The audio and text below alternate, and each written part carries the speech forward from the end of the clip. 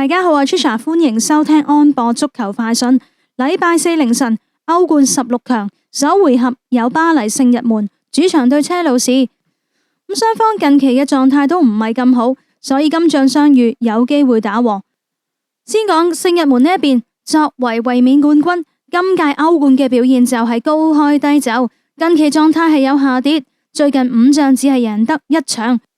但好在嘅係聖日門今季頭3次面對英格蘭球隊係取得2勝1和，而且最近8次喺歐洲賽場面對英格蘭球隊亦都只係輸過1場。咁加上今屆歐冠頭5次主場出擊不敗率係高達80%，所以聖日門今仗至少能夠保和爭勝。另一邊車路士近況都係麻麻地，近8場所有賽事法定時間內只係贏得3場。不過佢哋舊年夏天曾經喺世冠杯決賽贏過聖日門3-0，咁球員心理上應該係有啲優勢。加上車路士近6次歐戰對住法國球隊都係取得全勝，近21場歐戰更加只係輸過3場，所以今仗車路士作客絕對有機會至少能夠保住1場和局。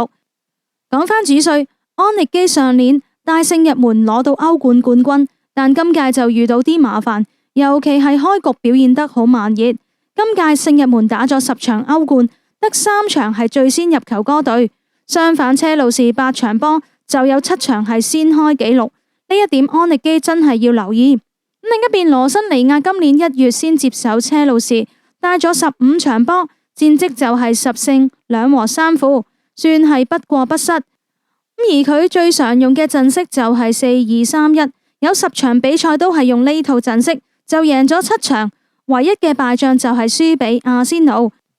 關鍵球員方面，聖日門就要講道爾，佢主踢邊路，速度快，盤扭技術亦都非常之出色。佢今屆打咗6場歐冠，就入4球，交出2個助攻，亦都創造咗6次重大機會，場均交出3.3次嘅關鍵傳送。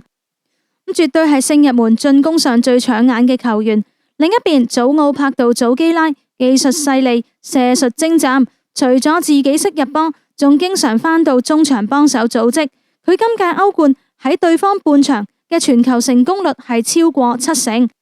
而之前佢踢咗6場歐冠，取得6次射門，亦都入到3球，效率相當高。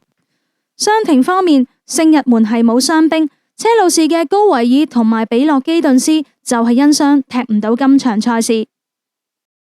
立即下載 M 直播，無論何時何地，猶如置身現場，睇盡足球、籃球賽事。